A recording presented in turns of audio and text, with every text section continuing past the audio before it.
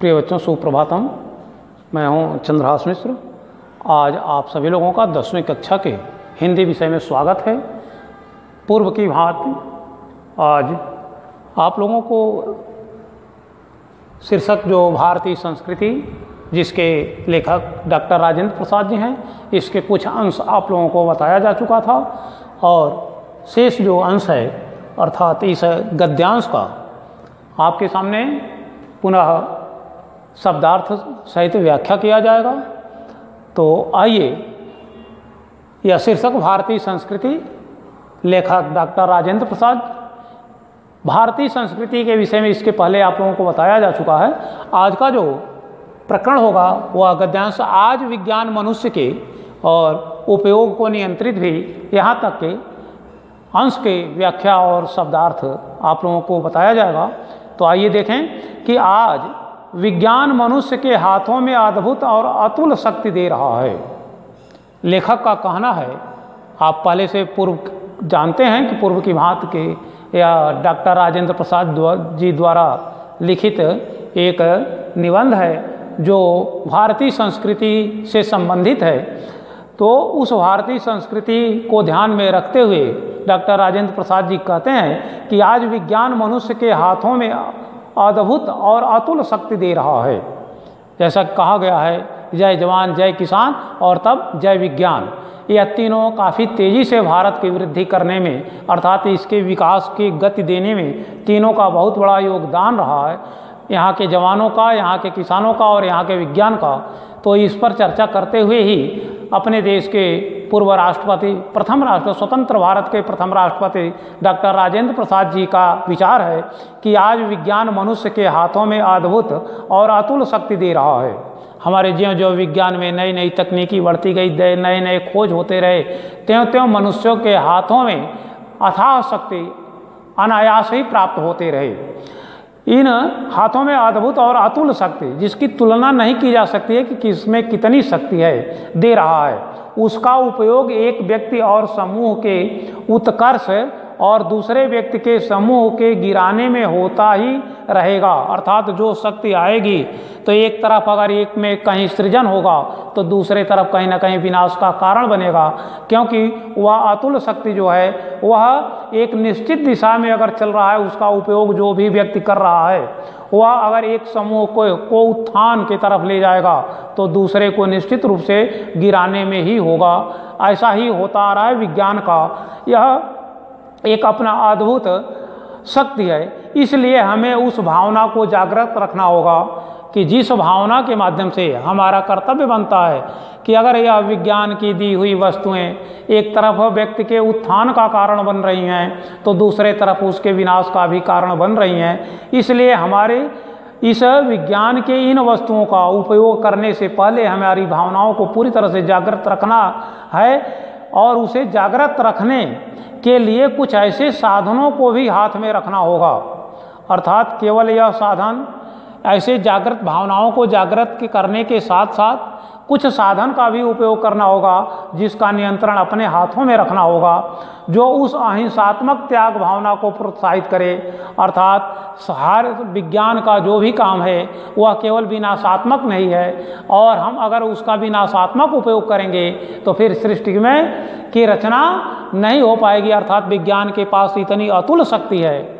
विज्ञान जो मनुष्य के हाथों में शक्ति देता है वह अतुल शक्ति देता है, उस जिसकी तुलना नहीं की जा सकती है। इसमें अहिंसात्मक त्याग भावना अर्थात हमारे अंदर दो भावनाओं का भी कि अहिंसा न हो और हमारे अंदर सदैव त्याग की भावना रहे, इसको भी जागृत रखना होगा। हर व्यक्ति का यह कर्तव्य बनता है कि विज्ञान से प्राप्त शक्ति का उपयोग वह केवल अपने विकास में ही न करे, दूसरे को भी यह देखे कि दूसरे का विनाश न हो सके, तब तो उसका उचित दिशा में प्रयोग होगा। यहाँ लेखक महोदय का कहना है कि हमारे लिए इसके लिए एकमात्र यही है कि हम उस भावनाओं को जागृत रखें जिसके माध्यम से हमारे अंदर अहिंसात्मक प्रवृत्ति जगे और त्याग की भावना में वृद्धि हो। अर्थात केवल स्वार्थ के लिए अगर इन विज्ञान की शक्तियों का उपयोग करते रहेंगे तो निश्चित रूप से वह विनाशात्मक रूप धारण कर लेगा और उसका जो उचित लक्ष्य है उसकी प्राप्ति नहीं कर पाएगा। और भोग भावना को दबाए रखे, अर्थात केवल त्याग की भावना को ही प्रोत्साहित करता रहे, और जो हमारे अंदर जो स्वार्थ की भावना है, उपभोग की भावना है, उसको वह थोड़ा सा दबाए, उसको कम करे। नैतिक अंकुश के बिना शक्ति मानव के लिए हितकर नहीं होती, अर्थात जिस व्यक्ति के अंदर यह बड़े ही उच्च कोटि का विचार है लेखक का कि जब तक व्यक्ति का नैतिक शक्ति नहीं हो, अर्थात उसके अंदर नैतिक भावनाओं का नैतिक अंकुश के बिना जब तक आप नैतिक अंकुश में रहते हैं तो निश्चित रूप से आप इन वस्तुओं को, इन शक्तियों का सही दिशा में प्रयोग करते हैं। जब अनैतिक रूप से इन शक्तियों का दुरुपयोग करने लगते हैं तो आपके लिए ही नहीं, पूरे संसार में किसी के लिए हितकर नहीं होता। यहाँ यही चीज़ यहाँ बताया गया है कि अंकुश के बिना शक्ति मानव के लिए हितकर नहीं होती। वह नैतिक अंकुश या चेतना या भावना ही दे सकती है, अर्थात हमारे अंदर नैतिक अंकुश किस प्रकार से हो, इसके लिए चेतना का विकास करना, हमारी भावनाओं को विकसित करना, यह दोनों काम है। इसी के माध्यम से नैतिक अंकुश लग सकता है, नहीं तो विज्ञान के द्वारा दी हुई जो अतुल शक्ति है वह उसका मनुष्य अगर नैतिक शक्ति से, नैतिक चेतना की भावना का विकास करके, नैतिक अंकुश लगा करके अगर उसका सही दिशा में उपयोग नहीं करेगा तो वह शक्ति निश्चित रूप से विनाशकारी होगी और हमारा देश उत्थान के तरफ नहीं बल्कि पतन के तरफ जाएगा। हमारा समाज उत्थान के तरफ न जाकर के पतन के तरफ जाएगा। वैज्ञानिकों ने जिन शक्तियों का आविष्कार किया है वह कहीं न कहीं उपयोग के लिए किया है, न कि दुरुपयोग करने के लिए। इसलिए उन शक्तियों का उपयोग करने से पूर्व हमारे नैतिक विकास भी होना चाहिए, हमारे ऊपर नैतिक अंकुश भी लगनी चाहिए। वही उस शक्ति को परिमित भी कर सकती है, नहीं तो यह शक्तियाँ तो सभी के सभी अपरिमित हैं, अर्थात उसकी कोई सीमा नहीं हो सकती है। और जब हम इन नैतिक अंकुश पर चेतना या भावना को विकसित करके जब उनको निश्चित दिशा में ले जाएंगे तो वही उस शक्ति को परिमित भी कर सकती है और उसके उपयोग को नियंत्रित भी।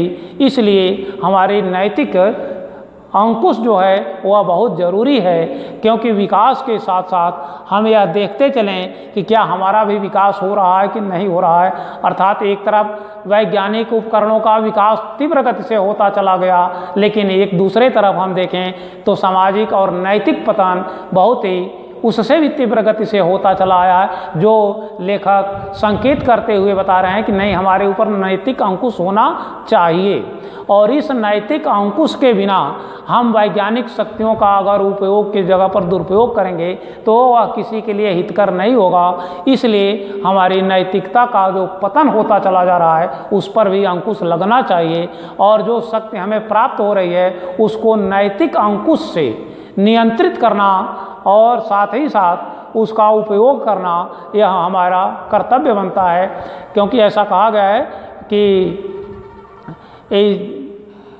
मानवता के पावन युग में हम चरित्र निर्माण न भूलें, स्वार्थ साधना की आंधी में मानव का कल्याण न भूलें। तो यह दोनों चीज़ है, हम अपने स्वार्थ साधना को पूर्ण करने के लिए केवल अहितकर कार्यों को न करें, अर्थात इन शक्तियों को अपने अंदर अपने नैतिक अंकुश पर नियंत्रित करके ही उन शक्तियों का प्रयोग करें। क्योंकि यह वैज्ञानिक शक्तियाँ जो हैं, जैसे आप आए दिन देख रहे हैं कि जिस प्रकार से बड़े बड़े जो विध्वंसकारी बमों का निर्माण हो रहा है, यह निश्चित रूप से विज्ञान की देन है, लेकिन वह सुरक्षा के लिए उसका उपयोग होना चाहिए, विनाश के लिए नहीं होना चाहिए। अर्थात हमारा जो उपयोग है वह उपयोग हो, उसका दुरुपयोग न हो। कोई भी वस्तु तीन स्थिति से होकर के गुजरती है, एक होता है उपयोग, दूसरा होता है दुरुपयोग और तीसरा होता है उसका सदुपयोग। तो इस प्रकार से हम उपयोग करें उन वस्तुओं का, उन शक्तियों का उपयोग करें उन शक्तियों का हम सदुपयोग करें तो और अच्छा है, लेकिन जब उन शक्तियों का हम दुरुपयोग करते हैं तो वह हमारे नैतिक पतन के तरफ संकेत करता है कि किसी भी इन शक्तियों का दुरुपयोग जो है हमारी नैतिक पतन की तरफ ले जाएगी, और इन नैतिक पतन को के आधार पर हम इन शक्तियों का जो हमारे हाथों में सौंपी गई है वह उसका दुरुपयोग निश्चित रूप से समाज के लिए, देश के लिए, पूरे विश्व के लिए कभी भी हितकर नहीं हो सकता है। इसलिए हमारी जिम्मेदारी बनती है कि हम नैतिक अंकुश के आधार पर अपनी चेतना को विकसित कर इन विज्ञान के द्वारा दी हुई वस्तुओं का सही दिशा में उपयोग करें, न कि उसका दुरुपयोग करें। इस प्रकार से यह अपने लेखक का अपना विचार है, और इस आधार पर इस पैराग्राफ, इस अन्वित का वो जो अध्ययन आप लोगों ने किया वह आज बस इतना ही। इसके बाद पुनः अगले अन्वित का अगले दिन दिया जाएगा। आज बस इतना ही। आप लोगों को बहुत बहुत धन्यवाद।